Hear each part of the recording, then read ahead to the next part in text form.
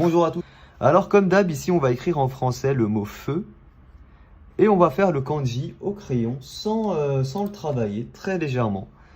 On va le faire, qui est assez simple comme ça, une partie comme ça et deux petites parties sur les côtés. Donc vous voyez le kanji feu, tout le monde le connaît, il est très simple, hein. Mais après tout sera dans la manière de l'exécuter. Encore une fois, quand vous faites un kanji, il faut savoir dans quel sens faire les traits, comment tenir son pinceau, son feutre ou quoi, et comment l'arrêter et tout quoi. Vous voyez, c'est vraiment ça qui va donner du style à votre kanji. Là, quand je le fais au crayon, évidemment, c'est moche. Comme d'hab, j'utilise pour cela la partie biseautée d'un feutre à alcool, donc la partie large comme ceci. Et on va commencer par la plus grande partie. Et pour cela, je commence par faire le dessus. Je tiens la partie légèrement inclinée, donc pas à l'horizontale, on va dire à peu près à 25 degrés inclinée.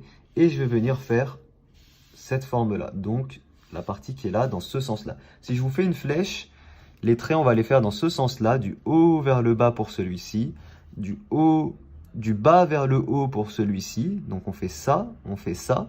Celui-ci, on le fait dans ce sens-là vers l'extérieur, et celui-ci, on le fait également vers l'extérieur. Encore une fois, il faut savoir dans quel sens faire les traits, et ne pas laisser stagner l'encre, sinon ça va faire des variations qui sont pas très jolies. C'est parti, on y va. Je commence par descendre et ensuite je pars sur le côté en levant mon feutre. Donc je vous remonte, je commence par descendre et je pars sur le côté en levant mon feutre. Ok? Pour la partie qui est là, donc je commence ici et je remonte pareil en levant mon feutre petit à petit. Donc je commence là, comme ça, et je remonte pareil en levant mon feutre petit à petit. Donc là évidemment c'est pas super beau, mais après on va venir retravailler ça. Donc une fois qu'on a ça, il va nous manquer les deux petites parties sur les côtés, comme ceci, et l'autre, au contraire, comme ceci. Alors ici, je vous ai dit une erreur. Ici, c'est vers le bas qu'il faut le faire, celui-ci. C'est vers le bas. Ok, une fois qu'on a ça, c'est la partie un peu naturelle. C'est que là, vous voyez, j'ai tout fait d'un coup. Mais évidemment, on peut revenir travailler ça pour apporter un peu plus de style. Par exemple, ici, ma pointe n'est pas super belle, mais elle est naturelle. Donc vous pouvez vous arrêter là pour avoir un rendu plus naturel, ou alors vous pouvez continuer pour avoir un rendu un peu plus joli, mais forcément qui fera un peu moins naturel, ça fera un peu plus stickers. Donc c'est parti. Je reviens travailler la pointe ici, en fonction du sens qui est censé être. Vous voyez, ici on va venir élargir au final complètement la pointe qui est là.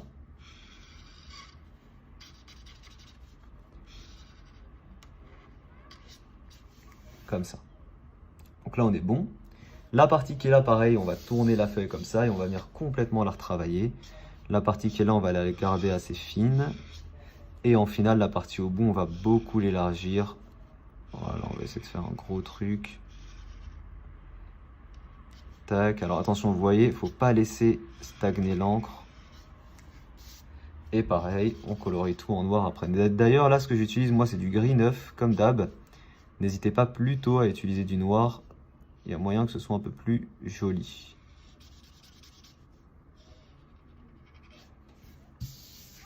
Ok.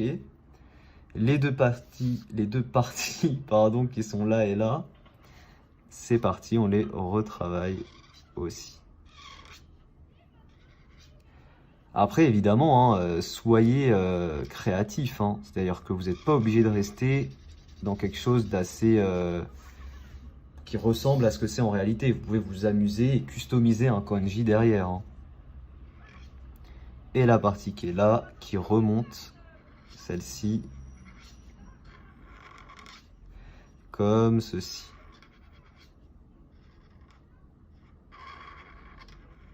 Voilà les amis, voilà.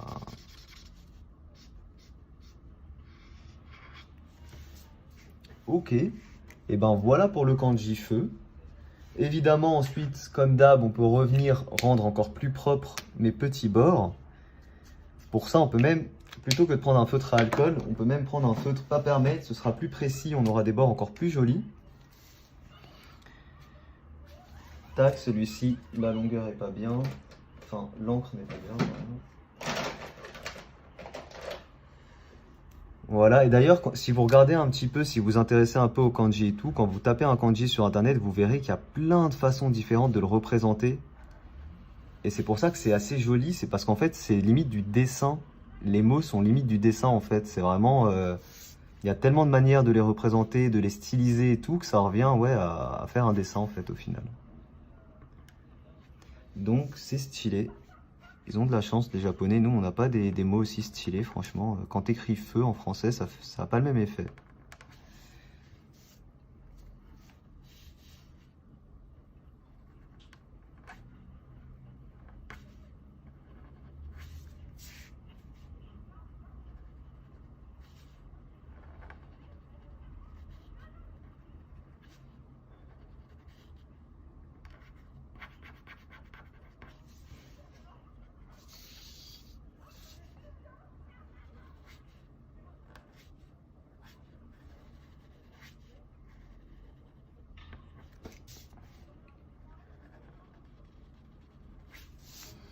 Vous voyez, j'essaye de rajouter des petites composantes, un peu stylisées, un peu plus en fait ce que j'ai fait. C'est déjà un peu plus joli. Et puis voilà, je pense qu'on va s'arrêter là pour le mot feu. Si jamais ça vous écrit le mot en français ici au crayon, esprit, simplement, petit trait, et on fait le kanji très simplement à côté au crayon pour avoir un peu un repère. Donc là, on a ça, une virgule ici dans ce sens-là, tac, un petit trait ici, et en face, on a une sorte de petit carré comme ça, coupé en deux, et une partie là, et une partie là. Donc là, on a grossièrement, très grossièrement, à quoi ça ressemble. Mais là, on va voir un peu plus en profondeur comment réaliser ce kanji et dans quel sens faire les traits, parce que c'est ça qui est important. Surtout dans celui-ci, il est assez complexe, j'ai envie de dire. Comme d'habitude, pour faire ce genre de choses, je vous conseille de prendre un feutre avec une pointe biseautée comme ça, assez large. Ça vous permettra de plus vous amuser sur les kanji. Donc pour commencer, je vais tenir mon feutre et utiliser du noir. Moi, j'utilise du gris neuf, mais utiliser plutôt du noir, c'est mieux. Donc je vais commencer par poser comme ça, la main sur la feuille, légèrement inclinée comme ça, à peu près à 45 degrés. Donc je la pose pas à la verticale, légèrement inclinée comme ça à 45 degrés. Et là, attention, le but, ça va être de le relever, de pas lever le feutre de la feuille et de redescendre comme ça vers le bas. Ok, donc je pars comme ça, je lève et je redescends vers le bas. C'est parti.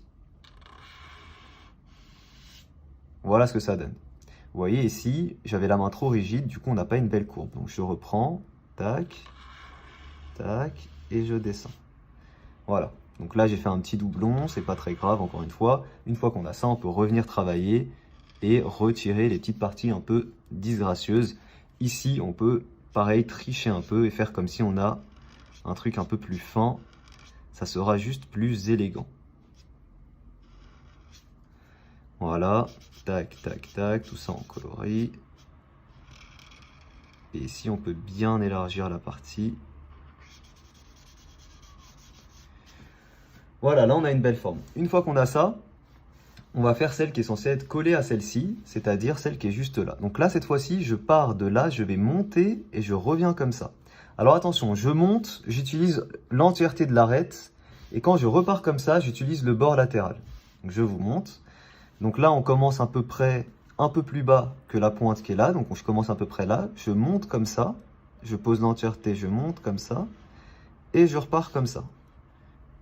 Je monte et je repars. Je monte comme ça et je repars. Et une fois qu'on a ça, pareil, on n'hésite pas à retravailler un petit peu mon kanji, les formes pour que ce soit plus joli, hein, évidemment. Tac. L'essentiel, c'est de comprendre dans quel sens sont faits les traits, comme ça vous savez où il faut épaissir et où il ne faut pas épaissir. Hop. Une fois qu'on a ça, la petite virgule au-dessus, donc je commence par la pointe, pareil, la plus large, juste ici, et je lève le crayon. Donc en fait, ça me donne une petite virgule comme ceci. Ensuite, pareil, on revient la travailler, parce que quand vous faites ça avec un pinceau, la pointe ici devrait s'affiner. Donc moi, je fais quelque chose qui va donner l'illusion que c'est fait avec un pinceau, en affinant comme ça la petite virgule au bout. Même si là, elle n'est pas super belle, parce que la courbe n'est pas belle. Donc là, pareil, on n'hésite pas à revenir un peu travailler ça.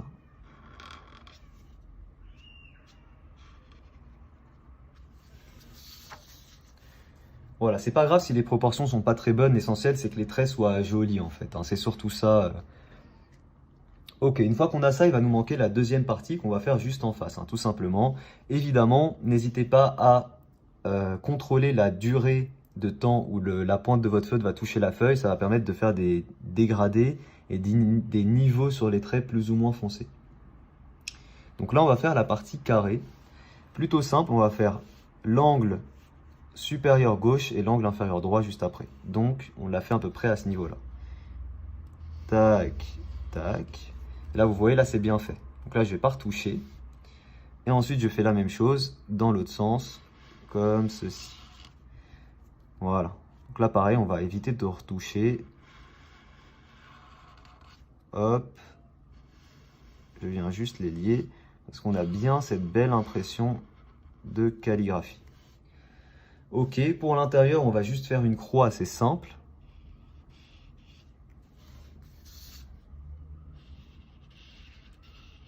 Et pour embellir un petit peu ça, on peut élargir toutes les parties qui reviennent à la racine, on va dire.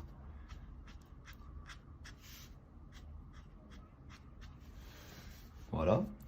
Et enfin, il va nous manquer la partie supérieure et la partie inférieure. Pour la partie supérieure, on part de là et on va descendre. Et pour la partie inférieure, on va...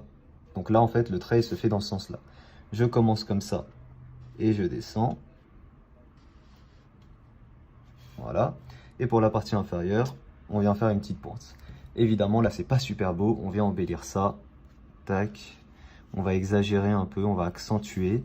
Mais au moins, on essaie de faire ça dans le sens du trait, entre guillemets. Voilà. Tac. Et enfin, partie inférieure.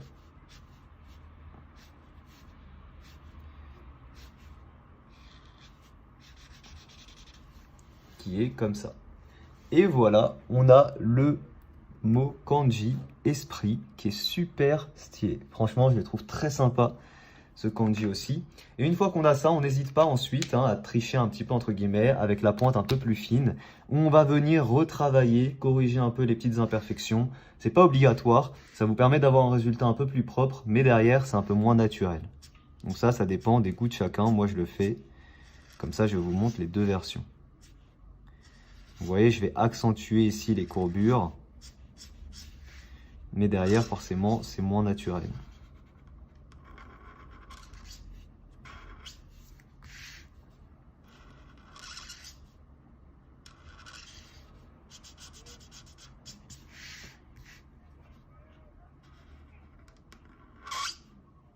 Je suis désolé pour les bruits de feutre pas agréables.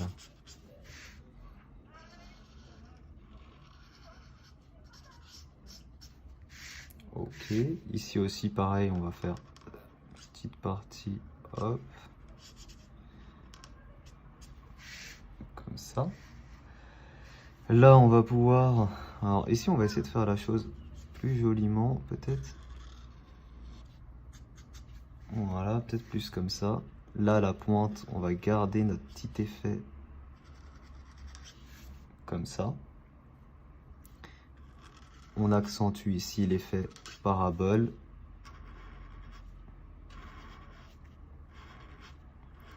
Et enfin, le petit carré, pareil, qu'on vient accentuer.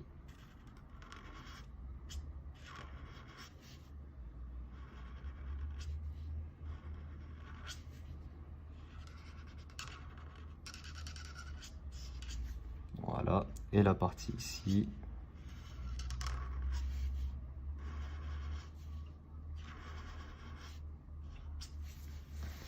Et voilà ce que ça donne en un peu moins naturel et un peu plus travaillé. Si jamais ça vous a plu, n'hésitez pas à laisser un petit pouce bleu. Je vous rappelle que vous avez tout le matériel dessin que j'utilise en description. Merci à tous d'avoir suivi ce petit tuto. Dites-moi en commentaire quel mot vous voulez que je fasse pour la prochaine fois et n'hésitez pas à aller découvrir les autres tutos que je vous ai fait dans ce style. Merci à tous, bisous bisous.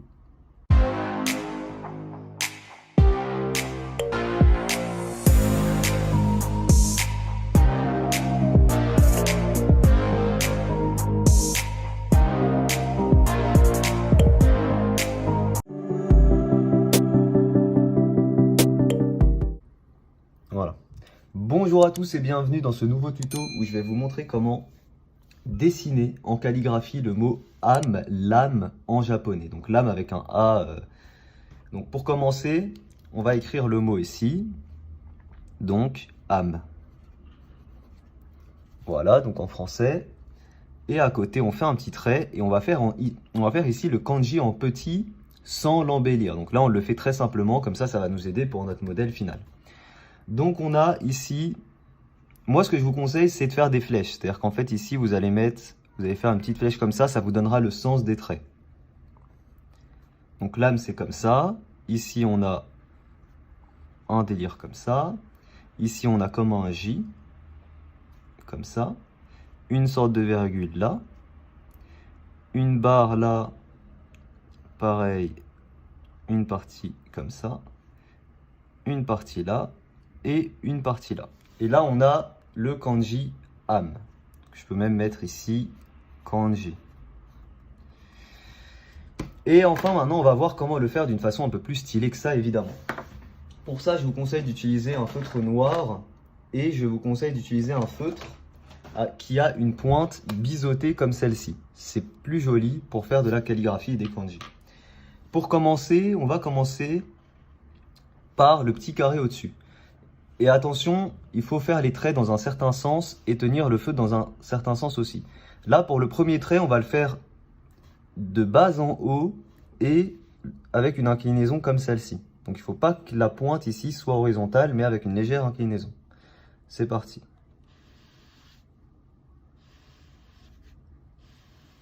Voilà. Ensuite, on fait un autre trait parallèle et on laisse espacer à peu près 4-5 cm. Vous voyez, je maintiens la même inclinaison de feutre, comme ça. Ensuite, on va changer l'inclinaison de feutre et cette fois-ci, je vais utiliser la petite arête qui est ici pour faire mes traits. C'est parti. Voilà, donc là, j'utilise, vous voyez, la petite arête. C'est pour ça que mes traits sont plus fins. Une autre un peu en dessous.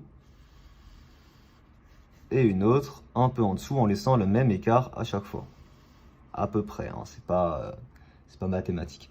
Pour la barre du milieu, je reprends mon feutre. Cette fois-ci, je le mets horizontal et je fais une barre assez large au milieu. Comme ceci.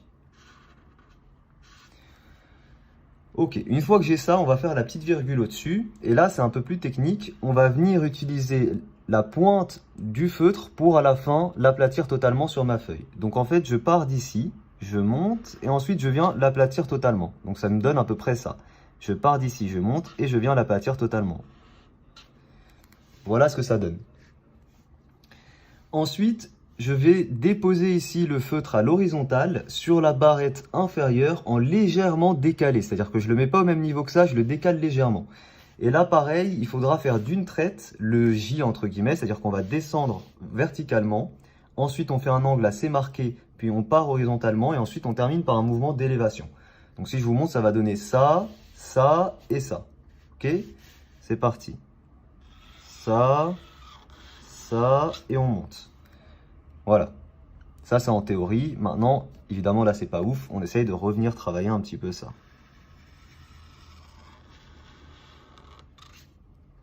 Pour la partie ici, c'est assez important, pareil, de jouer entre l'inclinaison et la partie qui est posée plus ou moins sur la feuille. Donc, je vais essayer de faire plutôt un truc un peu comme ça.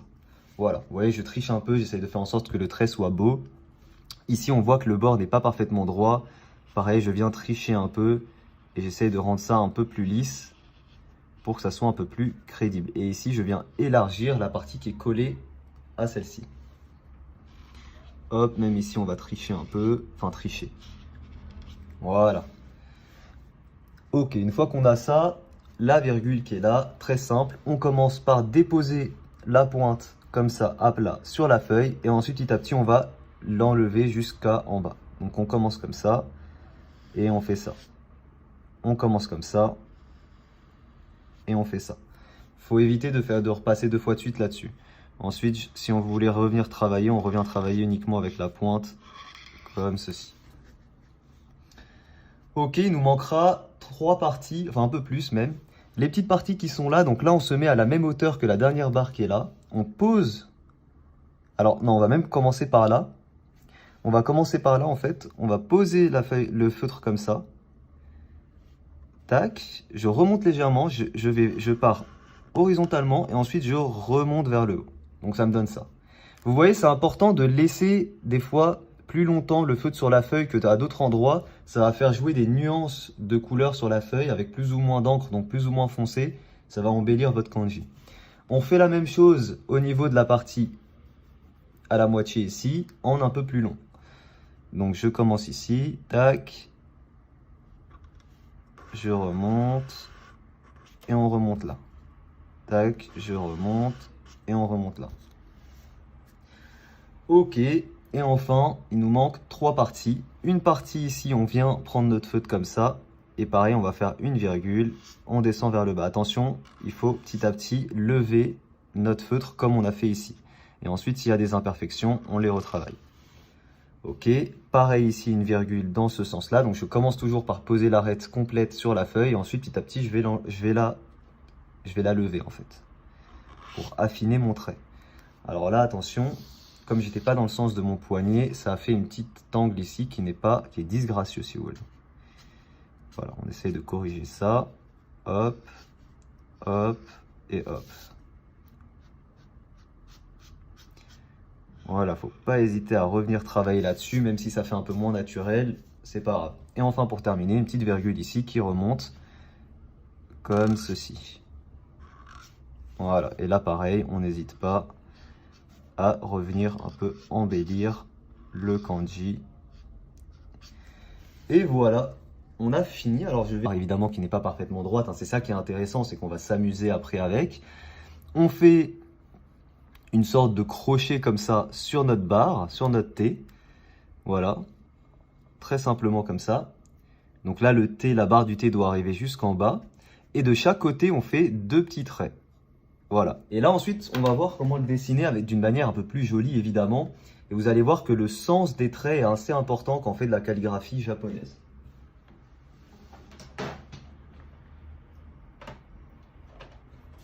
Donc pour ça, personnellement, je vous conseille, pour tout ce qui est calligraphie, pour la calligraphie, personnellement, je vais utiliser ce bout-là de mes feutres à alcool.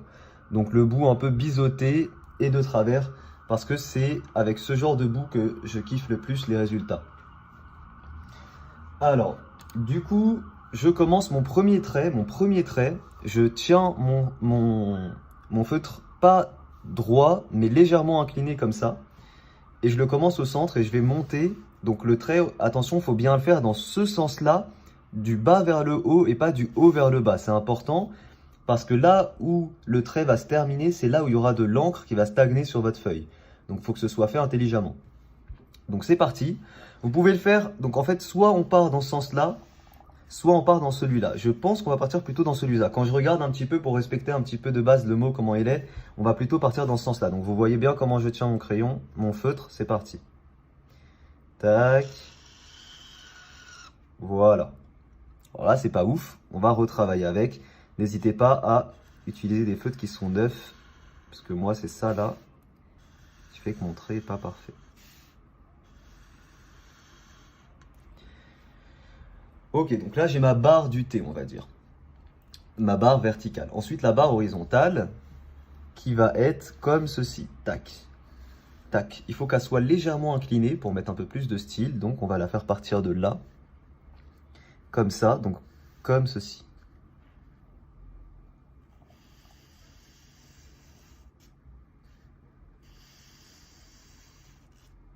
Vous voyez, un truc qui est important, c'est d'avoir une main assez souple. Vous voyez là, au bout, j'essaye de relever légèrement le stylo. Vous voyez, comme traditionnellement, je crois que c'était fait avec des pinceaux.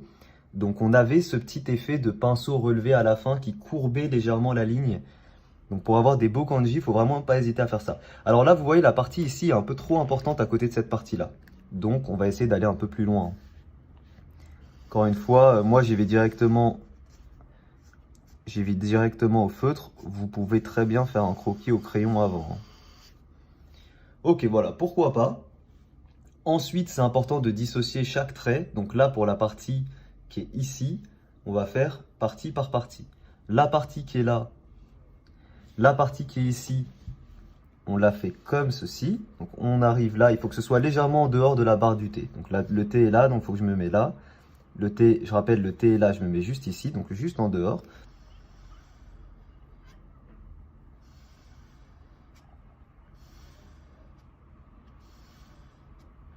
Voilà. Normalement, il faut que ça descende un peu plus bas que la barre. Donc si vous voulez, les repères, c'est la barre là et la barre là, il faut que ça descende un peu plus bas. Donc on n'hésite pas, on retravaille ça. Comme ça. Ok, ici pareil, les repères, la barre du T là, le bord ici, donc on est à peu près là.